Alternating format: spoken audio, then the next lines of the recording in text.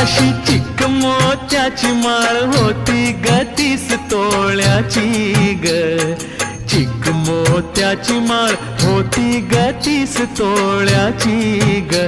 जसा गणपतीचा गोंडा चौरंगी लाल बावटा ग, गणपतीचा गोंडा चौरंगी लाल बावटा ग.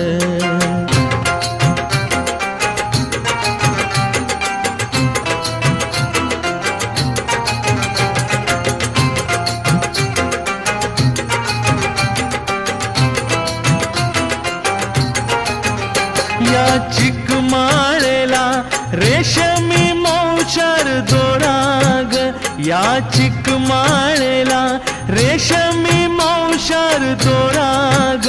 मऊ रेशमाच्या दोऱ्यात नवरंगी माळ ओविली.